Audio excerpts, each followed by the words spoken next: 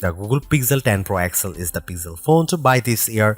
The Pixel 10 Pro can match the Pro XL on the most important features, but the benefits of the larger display, along with a couple of features that are simply better on the XL device, make the Pixel 10 Pro XL my favorite of the new Pixel family, and the phone I would recommend first but not last. I feel confident recommending the Pixel 10 Pro XL above the rest and above any other Android phone you can buy right now, because I spent the last year using the Pixel 9 Pro as my primary work phone. That means I know exactly why the Pixel is a great phone for being productive, but I also know that I wish I would had a bigger screen than the 9 Pros. The Pro XL will be my primary device this year for sure. If you haven't checked out a Pixel phone in a while, you really should head to a store and get your hands on one. The latest Pixel 10 Pro XL is polished and well built, with a refined look and gorgeous materials and color combinations. It's a much nicer looking phone than the latest iPhone 16 Pro Max, and it delivers on a number of features Apple hasn't been able to match. Google's AI features are the most advanced on any smartphone and often most unobtrusive. The newest AI features like Magic Q and the live translation don't feel pushy or overblown, and they don't produce embarrassing or useless results. Google is pushing AI into the background as a silent helper where it should be. Of course, all of the new Pixel 10 series phones have Google's advanced new AI features like the live translator that not only converts your language into another tongue, it also speaks with a voice that sounds remarkably like yours. That may sound alarming from a privacy viewpoint, but Google says this processing happens on the Pixel 10 Pro XL and not on a distant cloud computer, so your conversations and your voice should be safe. So what makes the Pixel 10 Pro XL so special, the best of the Pixel 10 bunch? First of all, Google's Pixel displays, so-called Super Actua displays, are among the best you will see on any smartphone. These screens are bright and colorful and very sharp. When the screen is this good, I want as much screen as I can get, so I prefer having the larger XL display at 6.8 inches. It's 0.5 inches bigger diagonally than the Pixel 10's display, and that equals 13 square centimeters of extra screen space. The Pixel 10 Pro XL also has the largest battery of all the new Pixel phones, and that equates to the longest battery life, both in my real-world testing and our battery rundown test. It wasn't a massive difference. The Pixel 10 Pro XL only lasted an hour longer than the Pixel 10, still every bit helps. The Pixel 10 Pro XL also charges faster than any other Pixel 10 device, whether you are charging wirelessly or with a USB-C cord. If you have a 45-watt charger, the Pixel 10 Pro XL can charge that fast compared to the 30-watt charging on the other two Pixel 10 phones. The Pixel 10 Pro XL can also use faster wireless charging. Again, it's not a huge difference, but every detail matters. The biggest benefit for me is the combination of Google's winning Super Actua display with the Pixel 10 Pro XL cameras. If I am taking serious photos, I want the biggest viewfinder possible to get the right shot. The extra screen space on the Pro XL phones felt like a big advantage, and if photography is important to you, I'd recommend the Pro XL phone first.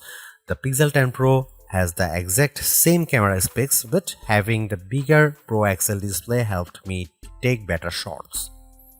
Are there other benefits to the Pro XL? Well, not really. It isn't any faster than the Pixel 10 Pro or even than the Pixel 10. In our benchmark tests, the extra RAM in the Pro models didn't seem to make much difference. Pixel phones still disappoint if you only care about the numbers. I don't rely on benchmarks, though. The Pixel 10 Pro XL was satisfying and quick in almost every task. There was some lag on the camera, but most of other features, including the latest AI helpers, ran smoothly with no delays. Google has another winner with the Pixel 10 Pro XL and the whole Pixel 10 family. Between the premium design, the excellent software, and the advanced AI features, this is a phone that iPhone fans should seriously consider, and Galaxy owners should envy. I'll be keeping this phone close by, snapped to my MagSafe charging stand until an even better Pixel comes along. I remember the days when a new phone would cost the same but come with more storage and RAM than last year's model because component costs had decreased. This year's Pixel 10 Pro XL is more expensive than before and it comes with 256 GB of storage, but I'm not awarding Google any medals for giving the phone enough space. This phone should be cheaper. To be fair, 256 GB of storage is the right amount unless you play a ton of games or you shoot video with your phone at high resolution. There's a 1TB model available, but only serious enthusiasts need apply, and you know who you are. The color options this year are a bit drab.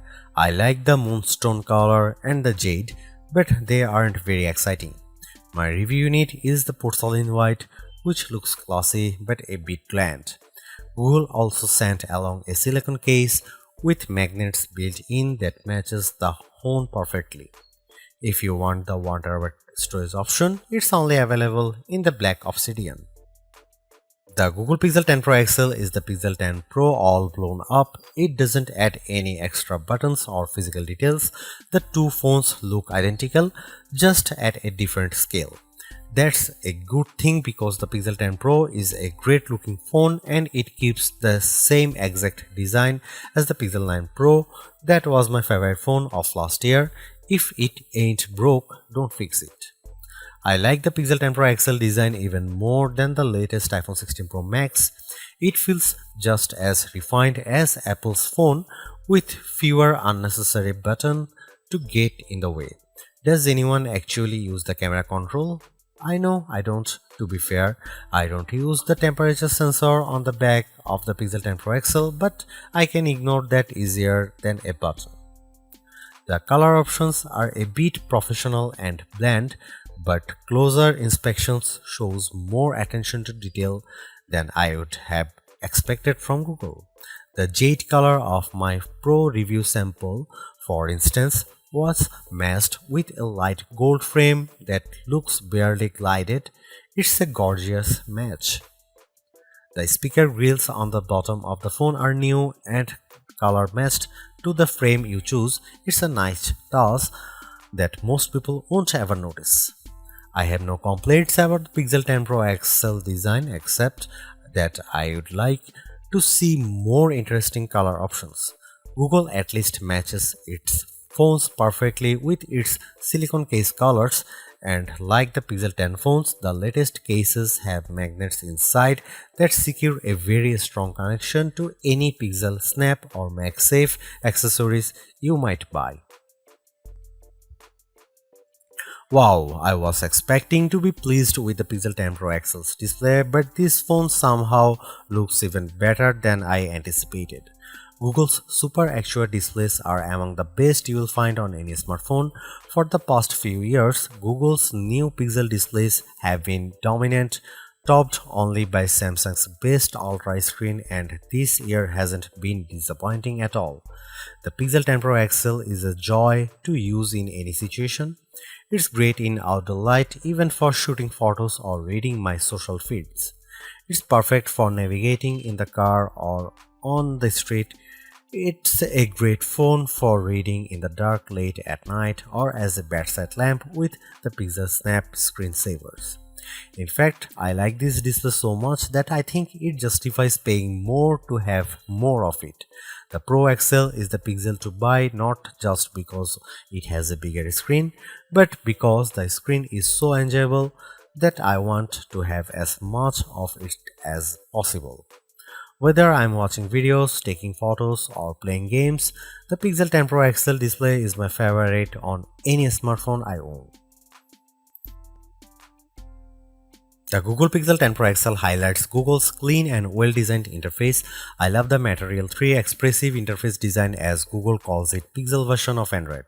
It's friendly without feeling cartoonish, and it packs plenty of useful widgets and tools that are easy to manage and don't hog my attention.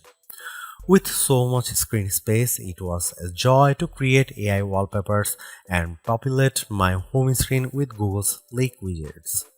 I let the phone set all of my icon and widgets colors to match my wallpaper, creating a unified theme, and the phone darkened the colors as the day went on, finally flipping to dark mode after sunset. That's the best of Pixel, a well-designed interface filled with just enough useful features to make the phone a tool you always want in your pocket. The Pixel 10 Pro XL will definitely remain my primary work phone after this review is published. It gives me simple customization and shortcuts that removes the clutter of apps from my home screen and surface just the information I need. I wish iOS was better at this. The Pixel 10 Pro XL also has some of the most useful AI features you'll find on a phone, and I am a big fan of Google's call screening tools. I can let Google AI answer when an unknown number calls, and it will give me a text transcript of whether my caller says, then I can decide whether to answer the call or not. This feature is only available on Pro Pixel models, and it's worth the upgrade if you take a lot of calls. Apple lets you make a contact card for yourself that will accompany your phone number when you share your details. Google lets you make the contact card for your contacts instead of having them do the work. That seems like a better solution since not everybody owns an iPhone and Apple's contact card don't work across platforms. Even Google's Daily Hub is more useful than other attempts I have seen. Samsung, Motorola, and now Google all offer a homepage for your personal information gathered and summarized by AI. On my Galaxy S25 Ultra, the now brief page has been useless at best and oddly flippant at worst. On the Pixel 10 Pro XL, the Daily Hub offers more useful information, links I actually enjoy, and easy access to more information. There are still some odd and off-putting AI features, usually generative AI tools. The Recorder app, for some odd reason, offers a generate a musical background for your recordings. I don't really need a pop metal soundtrack for my business interviews. Thanks. Still, it's easy to ignore these oddities, and Google mostly doesn't shove its AI in your face.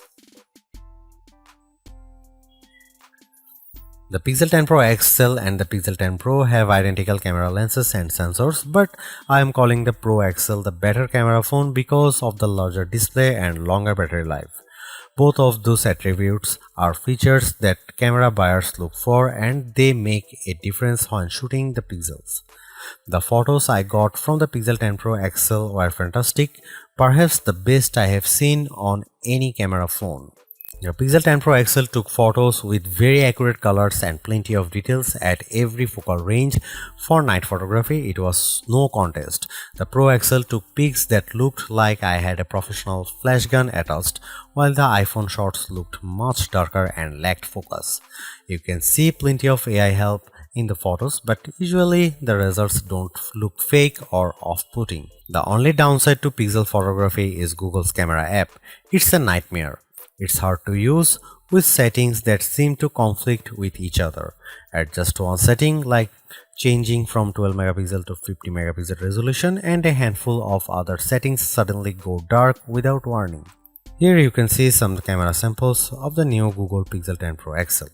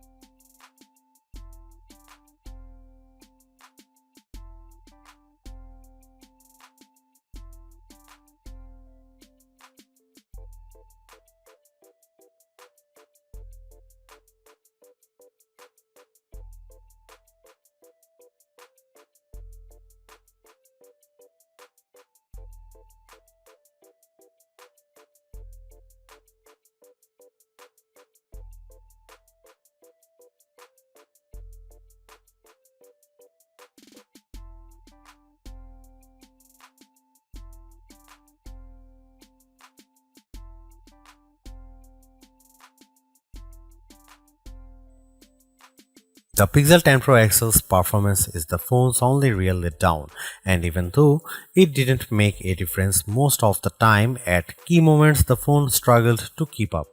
The gap between Pixel performance and the rest of the smartphone world isn't shrinking, it's getting bigger and uglier every year.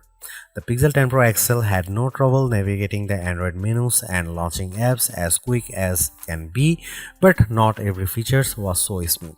I had trouble in the camera app, especially when I changed to the higher 50 megapixel resolution. The camera sometimes stalled after I hit the shutter button and made me wait for a few moments until I could snap my next shot.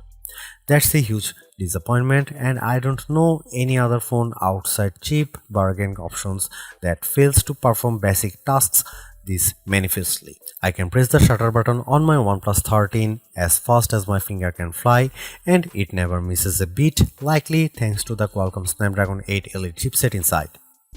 Qualcomm has a superior platform this year, and phone makers who don't use the latest Elite options are being left behind in more ways than one. I no longer think the Tensor G5 is good enough for the Pixel 10 Pro XL. It isn't. It can't keep up with the latest Android software and features, and it's time for Google to rethink its platform strategy. The Pixel 10 Pro XL has the best battery life of any Pixel 10 phone so far, but that isn't saying much. The Pro XL lasted through a full day with little trouble, but I was still nervous when the battery hit single digits before bedtime, which was often. I elevated my stress with the MagSafe chargers I have littered throughout my house and office space, like the Pixel Snap charger. MagSafe is convenient for fast charging when I have 15 minutes to let my phone sit on a stand. A couple of those charge breaks every day made sure I had enough battery to last as long as I needed. This mediocre battery life is especially disappointing because I have seen massive gains in the rest of the Android world. Phone makers like Samsung and OnePlus using the Qualcomm Snapdragon 8 Elite platform are offering new phones that get hours more battery life than last year's models. The Pixel 10 Pro XL lasted 15 minutes longer in our battery tests than last year's Pixel 9 Pro XL. That's pathetic. The Samsung Galaxy S25 Ultra achieved 2 hours more battery life than the Galaxy S24 Ultra, even though it uses a battery that's the same size thanks to the newer Snapdragon 8 Elite chipset. If Google can't offer similar improvements year over year, it's time to change platforms, or it will be time to stop recommending the Pixel. Google's made a few but effective upgrades to the Pixel 10 Pro XL. It's a masterclass in efficiency, changing and improving just enough to stay almost the top of the pack in the most areas. The display's brightness is unmatched, and the camera's ultra-wide perhaps aside offer a balanced, natural look that I can see a lot of people liking. It's unfortunate the Pixel 10 series is still the lowest powered of the flagship phones on sale today and lags behind its main rivals on battery efficiency. Hopefully, access to Google's latest AI tools makes up for that for anyone who decides to take the plunge, although perhaps give it a couple of months if this is your primary reason. Hopefully by then the seemingly incomplete Magic Q and the preview version of the camera coach will have been made whole. The Galaxy S25 Ultra may still be a better pick for you if you want more power and power efficiency from your phone. The Pixel 10 Pro may also be a better fit than the XL, considering you only sacrifice display size and battery life for a cheaper phone that's otherwise just as capable as its large sibling. But the Pixel 10 Pro XL is the most capable of competitive of Google's latest batch of phones. If you are buying a phone right now and want best-in-class software combined with top-tier hardware, this Pixel is probably the one to pick.